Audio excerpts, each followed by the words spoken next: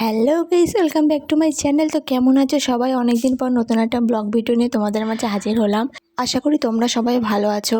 তো আজকে সারাদিন আমার মেয়েকে নিয়ে আমার বাবার বাড়িতে কেমন সময় কাটালাম সেটাই তোমাদের সাথে শেয়ার করব।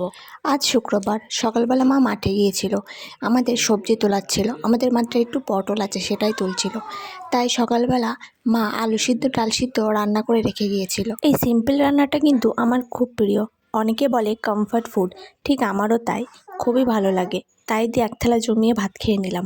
তারপরে মা মাঠেতে বাড়ি চলে এসেছিলো। আসার পরে আমার মেয়েকে নিয়ে অনেক সময় খেলা করলো। আমার মা আমার মেয়েকে নিয়ে এইভাবে নাচাচ্ছিল, কিন্তু একটুও কাঁদছিল না। ও হাসি খুশিই ছিল। ও এইভাবে নাচানাচি খুবই পছন্দ করে।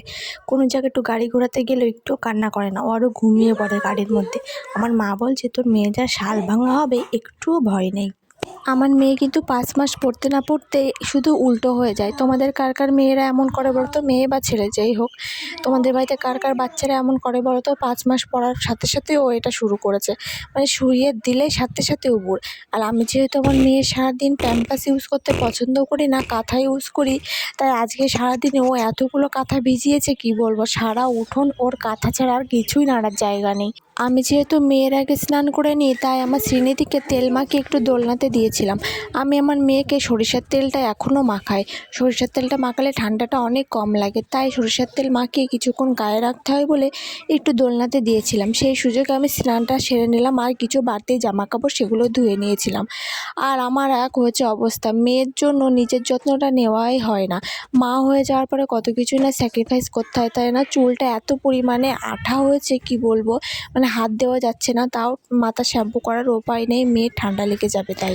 স্নান করানোর আগে সরিষার তেল, আর স্নান করার পরে হিমালয়ের এই বডি লোশনটাই আমি আমার শ্রীনিধিকে মাখিয়ে আসছি সেই প্রথম দিন থেকে, আর এটা এখনও মাখাচ্ছি। এটা আমার কাছে খুবই ভালো লাগে। এই বডি লোশনটা শেষ হয়ে গেলে ভাবছি অন্য কোনো ভালো কোম্পানির লোশন ওকে ইউজ করাবো। গরমকালে খুব একটা লোশন প্রয়োজন হয় না, তবুও বাচ্চাদের স্কিন বলে আমি হালকা করে ওকে মাখাই। আর স্নান করানোর পরে ওকে কাজলের টিপ দিতে গিয়ে একটা যুদ্ধ শুরু হয়ে যায় জানো। তার উপরে আজকে এসেছিলো আমার একটা পার্সেল, বর একটা পার্সেল পাঠিয়েছিল।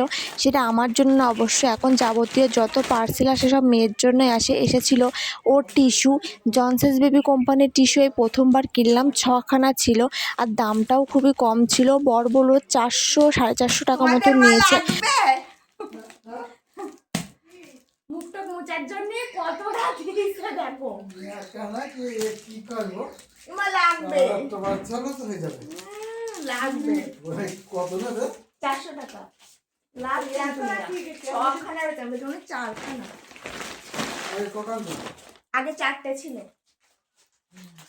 এটা অন্য কোম্পানি। ওরা মনে হয় শাড়ি কোমা কোমা মুছতে দিবে। আর কি করছ? চান করে দে, চান করে দে, চান করে দি যা।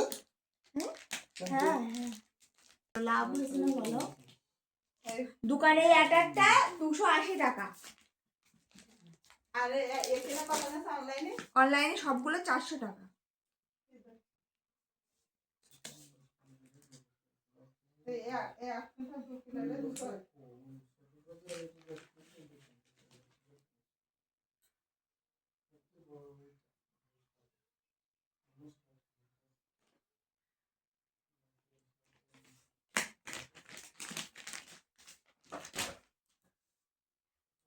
এইটাতে মুখ মুছে দেখো তো কিরাম।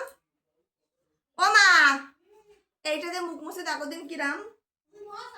আমার চান করা হয়ে গেছে না? কি করে মুছে দেখো? এরকম করে মুখ মুছে দেখো, নোংরা ওঠাছে না?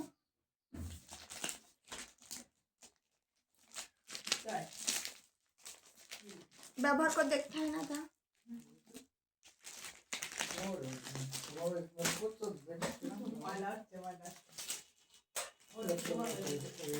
তখন বাজে ঠিক 12টা। অন্যদিন এত সময় মেয়েটার এক ঘুম হয়ে যায়, কিন্তু আজকেও ঘুমায়নি। কেন ঘুমাবে? আমি তো ঘুমাইনি, তার জন্য যে ও ঘুমায়নি।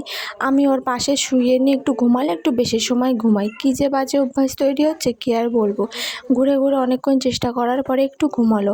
তারপর আমি পুজোটা দিয়ে নিলাম। মা ওইদিকে কাজে ব্যস্ত ছিল, আর সকালবেলা মাঠে গেলে সারাদিনের কাজে অনেক দেরি হয়ে যায় আর কষ্টও হয়ে যায়। তাই আমি ভাবলাম পুজোটা আমি নিজেই দিয়ে নিই। মা অবশ্য বলেছিল একবার পুজো দেওয়ার কথা। পুজো দিয়ে গিয়ে মাকে বললাম, আমি মাংসটা কষাতে থাকছি, তুমি স্নান করে নাও। হ্যাঁ, আজ আজকে আমাদের বাড়িতে একটু মাংস হয়েছিল। আমি ইদানিং পোলট্রির মাংসটা খেতে একদমই পছন্দ করছি না, তাই বাবা একটু কয়লার মাংস নিয়ে এসেছিলো, সেটাই আমি রান্না করছিলাম। কয়লার মাংস খেতে কিন্তু আমার খুব ভালো লাগে। আমার মতন তোমাদের কার কার ভালো লাগে বলো তো। ওইদিকে মাংস কষাতে পারিনি, অমনি আমার মেয়ে উঠে গেছে। তাই তো 2 পিস কষা মাংস নিয়ে আবার মেয়ের কাছে চলে আসলাম। তারপরে রান্না হয়ে গেলে আমি তাড়াতাড়ি খেয়ে নিয়েছিলাম। এটা হচ্ছে বিকালবেলার দৃশ্য। বিকালবেলা আমি, জেঠি, মা, আমার মেয়ে একটু রাস্তার পাশে হাওয়াতে গিয়ে বসেছিলাম।